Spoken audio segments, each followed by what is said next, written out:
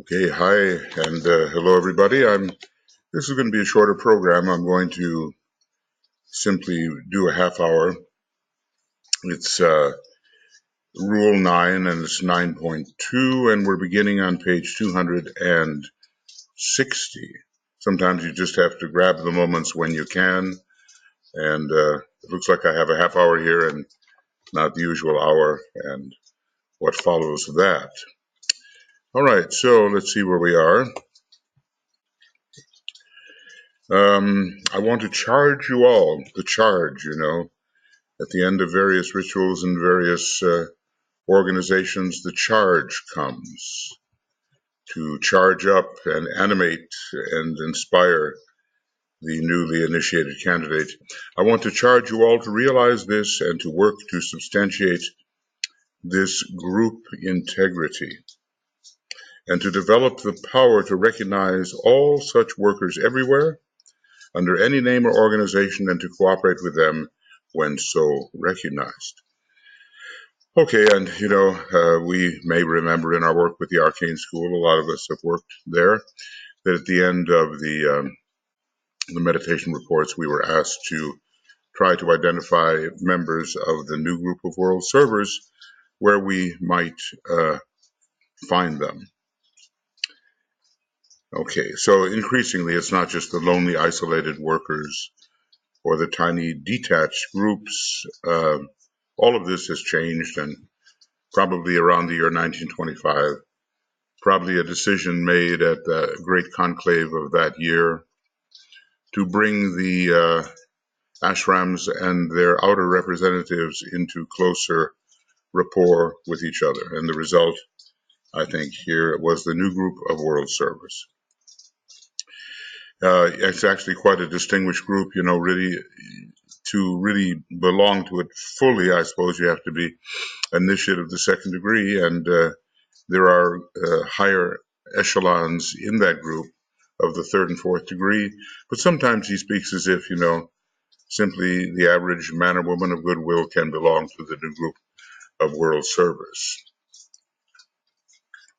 All right, so let's look on and see what else there is here.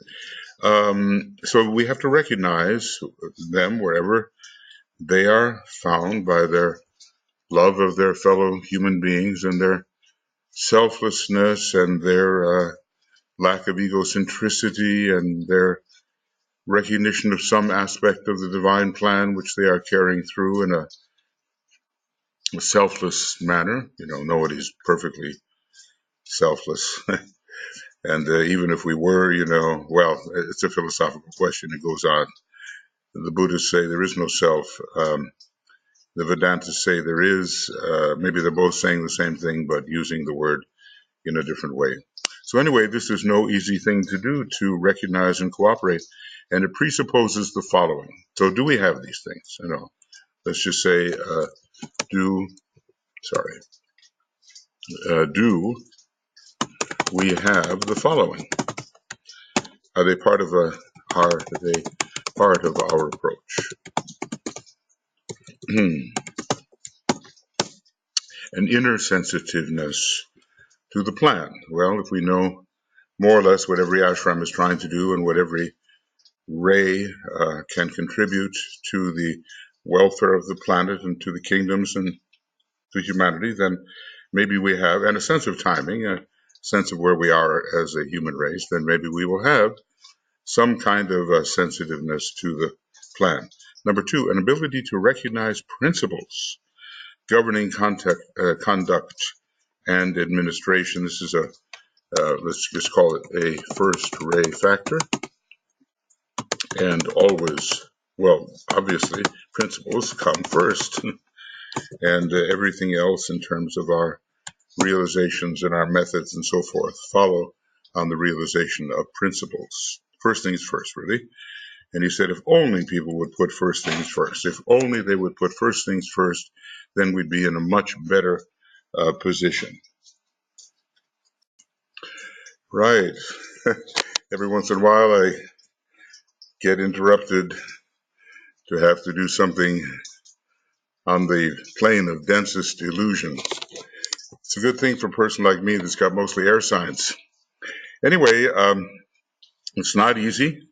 He tells us to recognize, to be part of this group integrity, to identify the workers wherever they may be found, sensitivity to the plan, principles come first, and then here's a big one, and not easily relinquished, or at least not easily fulfilled, a capacity to overlook the non-essentials and to emphasize the essentials. And DK is always saying, um, put first things first and emphasize essentials.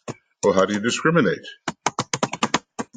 Well, perhaps only we will know when we get so far into details that we lose our way. We lose our way and are not able to really get the job done because we are delayed by our fascination with details. Maybe it's a problem a lot for the fifth ray to a degree, and the second ray. The second ray is sometimes called the ray of detailed unity, but DK says, please emphasize the unity part and not only the detail. Otherwise, one can get quite pedantic about it. Here's another thing we have to do, a submergence of personal ambition and interest in the furthering of the group ideals and even interest. I mean, you say, we could bypass personal ambition because we begin to identify as something that is not just the personality, but interest coming right from within the causal body. So this can be a significant sacrifice. I remember long ago when I was reading these books, and basically it was saying that those who give their attention to the cultivation of their soul qualities cannot be used in the plan-oriented task of preparing for the reappearance of the Christ. I thought it was a little bit harsh, at the time, but I do begin to see it, the sacrifice of time and of interest. It is required. And I'm sure that all of the masters have certain things they might rather be doing than, as they might say, taking care of you, meaning us, of course. And then a steady preservation of the inner contact through meditation and the overlooking and non-emphasis of personality reactions in a way, through spiritual discernment, we look right through the lesser things, the personal things, to the essence of the individual, namely the soul, or even more, the spirit. So this is how we can be members of these groups that are emerging and how we can help the groups emerge.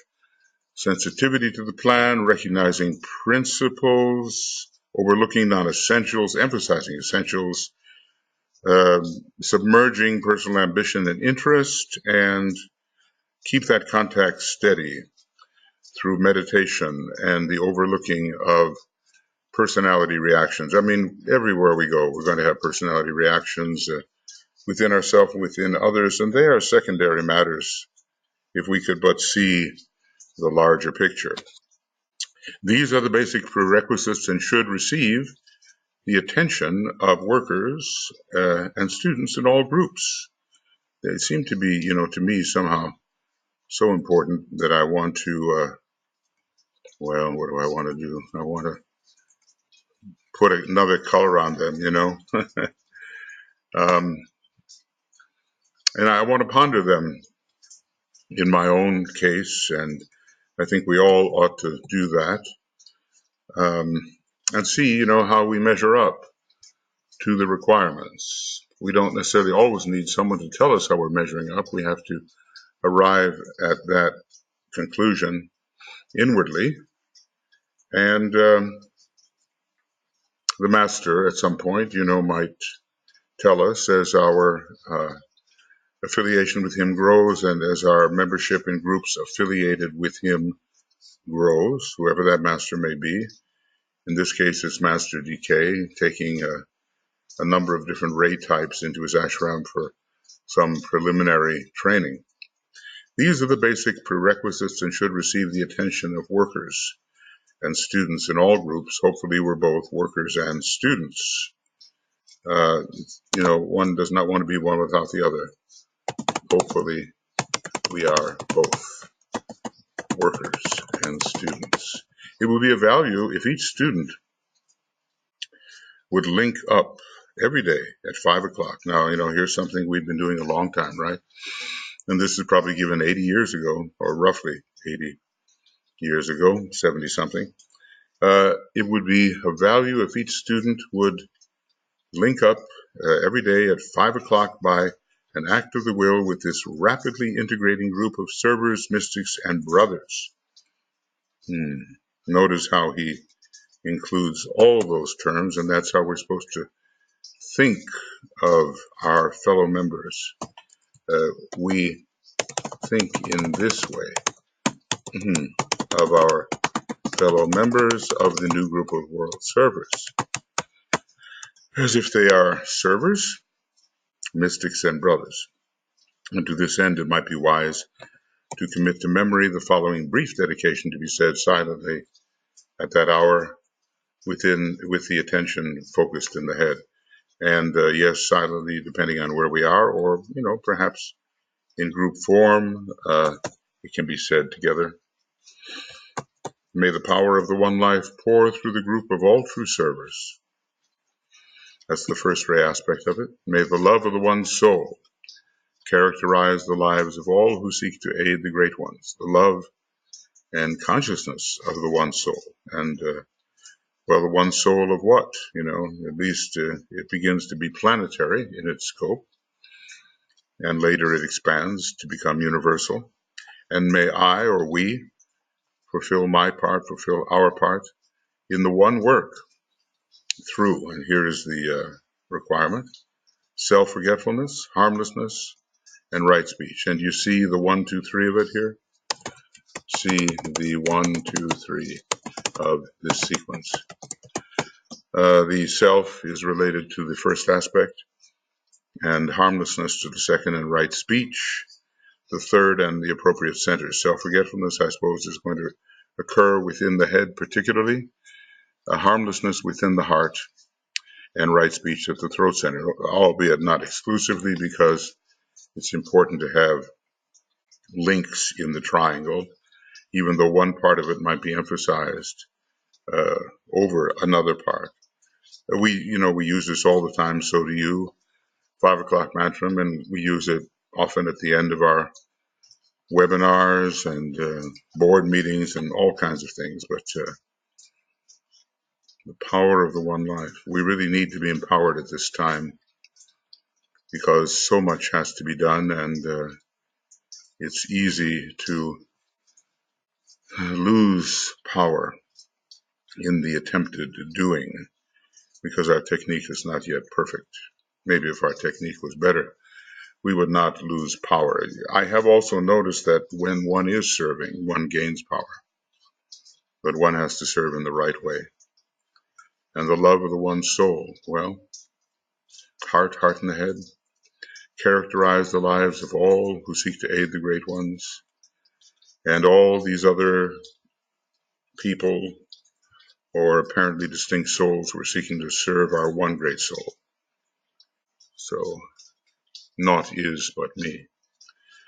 And may I fulfill my part in the one work by forgetting the little ego, by really knowing what will help advance my brother, whether it's pleasant or unpleasant. You can be super sweet about things and still be harmful. I recall the Dalai Lama saying that when he met Mao Zedong first time, how incredibly nice Mao was to him. And of course, that was calculated pretty obviously because later, war broke out and China invaded Tibet.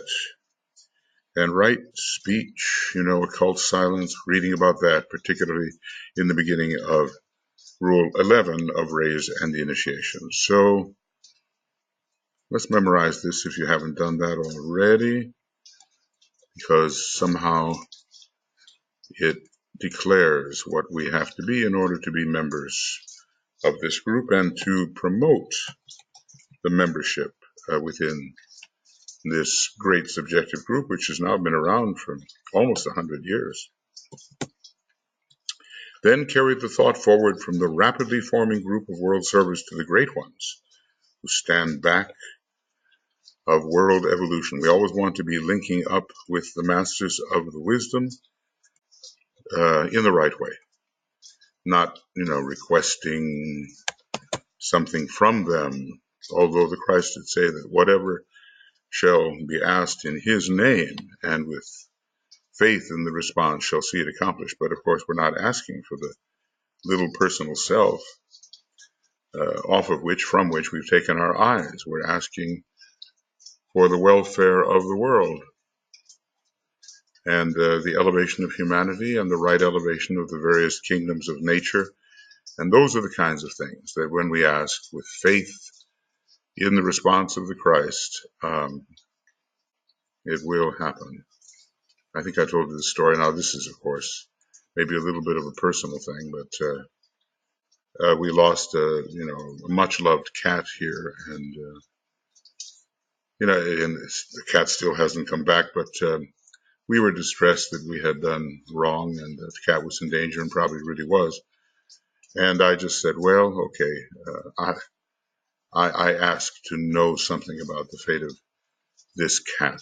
I did that before I went to sleep, and this dream came, the cat jumped into my arms, and it was almost like a direct response. Now, that's not the kind of thing that I usually ask for, but it showed that even here, I had in mind the welfare of this beloved animal, and who, by the way, the name was Shiva.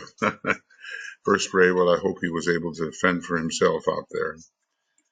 And I was given an answer about his fate. Anyway, this can be done in a few seconds of time, wherever one may be and in whatever company, because, we do it silently. We do it silently, and, okay, know what's happening here. Something is happening. All right, so I'm going to go backwards. Yeah, and backwards. Right. Okay. And will not only aid in the magical work of the forces of light, in many little subtle ways we can be helping. We must never doubt the power of occultism and the power of the esoteric approach, even though very subtle and not likely to come crashing and banging onto the physical plane with the words, notice me, and will not only aid in the magical work of the forces of light, which can be very high, these forces, but will serve to stabilize the individual. If we really knew what we were, we would be stabilized. So knowing what the self is and what it isn't is stabilizing, to increase his group consciousness in the one soul, and to teach him the power of carrying forward interior subjective activities in the face of and in spite of outer esoteric functioning. So it's, we are,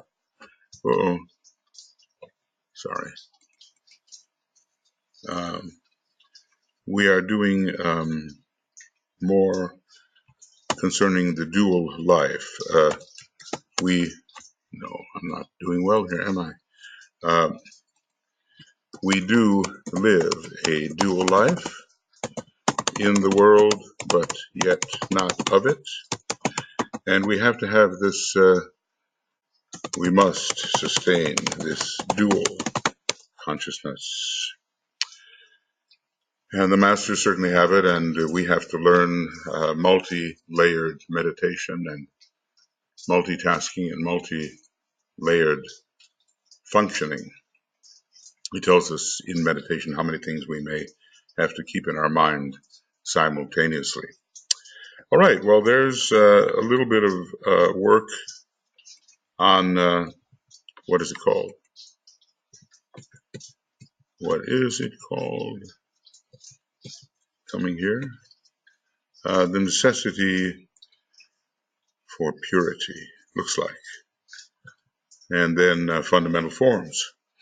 Fundamental forms comes next, and at least we can start it, even though I have the intention and must hold to that intention to simply work a few more minutes and produce a half-hour program, schedules being what they are here.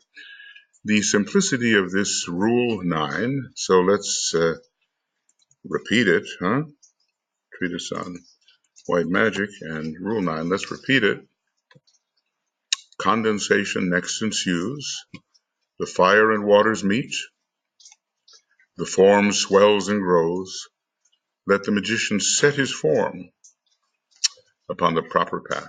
Let the magician set his form upon the proper path, which will be a path which serves the divine plan, of course, and not any selfish path. The simplicity of this Rule 9 is such that in a few words, the entire process of creative evolution is summarized.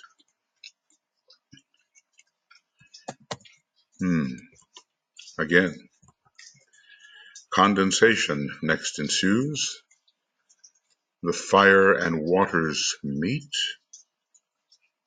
the form swells and grows, let the magician set his form upon the proper path. Well, we're going to have mind and emotion meeting, the mental body and the physical, mental body and the astral body. Oftentimes the result of this is what we call steam, right? A glamour-inducing condition, but we can work our way through that. On the mental plane, an idea takes form. Okay, hopefully fed by the soul, right? Hopefully. Well, that's not going to do it. Okay, hopefully fed by the soul and the mind being in the light of that soul. On the desire plane, sentient energy, attracting, repelling, desiring, and rejecting, On the desire plane, sentient energy pervades that form. There is the desire to see that form emerge. Under the evolutionary process, the form swells and grows and becomes significant, powerful, not negligible, something that can make an impact through the right direction of the form and its orientation in the needed direction.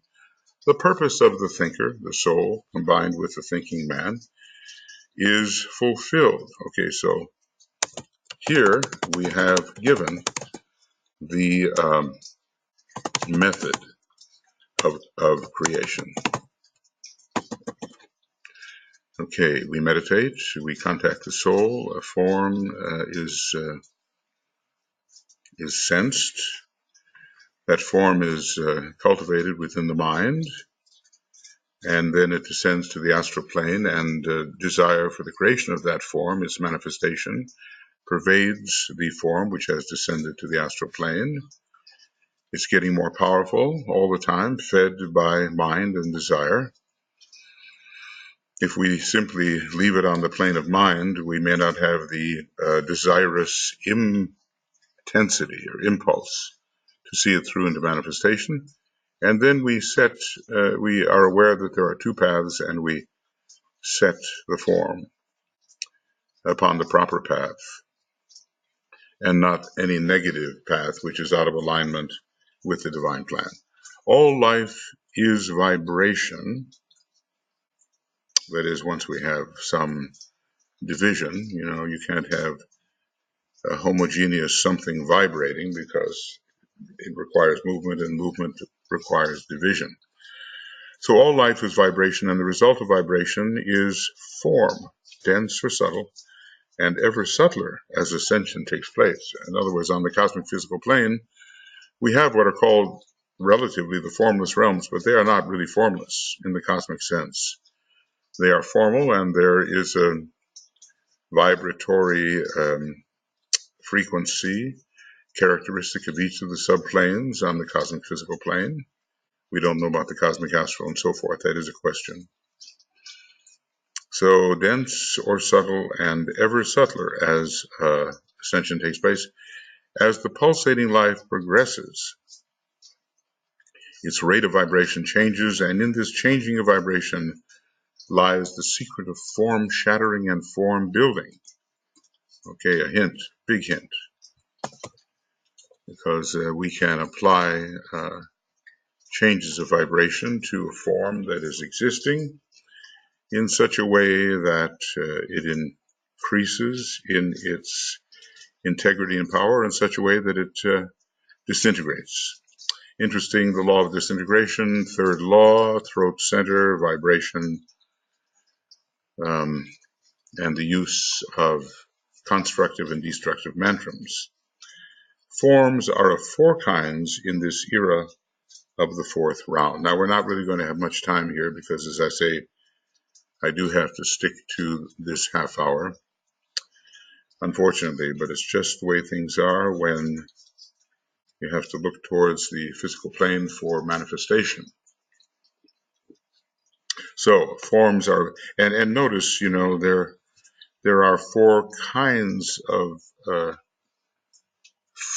forms in the kingdoms, and in the fourth kingdom of nature, because it is the fourth, one can enter the fifth kingdom or the sixth or the seventh and still preserve the fourth type of form, that of the human form as it now is, because the entry into those kingdoms is a subtle matter, and the form as provided by the number four and for the fourth kingdom remains as it is. We're not yet in the fifth round, or we're not yet dealing with the fifth chain. The numbers will change accordingly. Anyway, we have here something called, and I don't have much time left, the form of the personality. Oh, it's a fairly long thing.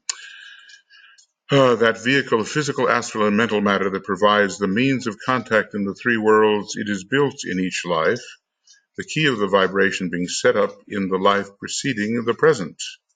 So we come in vibrator, we come in vibratorily with what we left upon outgoing in the last incarnation. That form proves adequate for the man and serves him till death. The man who is entering on the occult path starts with the vehicle provided, and during incarnation builds for himself ever a newer and better vehicle, perhaps through the image of the ideal man in the heart, a version of the master in the heart. And the more progressed he is, the more consciously he works, realizing the necessity, the importance of doing so, instead of just kind of blundering on through, you know. He hence eventuates that constant turmoil and frequent ill health of the beginner in the occult life. He senses the law. He realizes the need of raising his keynote, you know, frequency, and frequently he begins with mistakes. He starts to build anew his physical body by diet and discipline instead of working from the inner outward. So occultly, work from within. Occultly. Okay. In the careful discipline of the mind and the manipulation of thought matter, and in transmutation of emotion comes the working out onto the physical plane. So obviously, you know, if we could only fathom it, work from above to below. Add to the two above physical plane purity, as to food and manner of life, and in 7 years' time, the man has built for himself 3 new bodies around permanent atoms, and they will be much more successful in holding the vibration of the soul and expressing it. Well, we may review this next time. So this is now the end. Whoa. All right. So end. No, why is that happening? Body around. Maybe I'll just have to make this a little bigger. End. Okay. End of A Treatise on White Magic Video Commentary program. Why am I having this problem today? Program number 14. Number 14, 1/2 hour approximately, and the rules for magic on the astral plane. And this is rule 9, and it's 9.2. Okay, so now we will begin here. And what page are we on? Page 262. Page 262. And now here is the beginning of A Treatise on White Magic Video Commentary, program number 15. We don't know how long. Rules for magic on the astral plane, rule 9. And I see here, I must like that rule 11 a lot because I managed to do that. Rule 9, and it's going to be 9.3. We'll see whether it's a half hour or more. Okay, so the very first form that we dealt with is the personality form. Now remember that form building, interestingly, comes under the second ray. The matter out of which that form is built comes from the third ray. It's the third ray factor, but the form itself, that magnetic aggregation of related energies and lesser forms, relates to the second ray.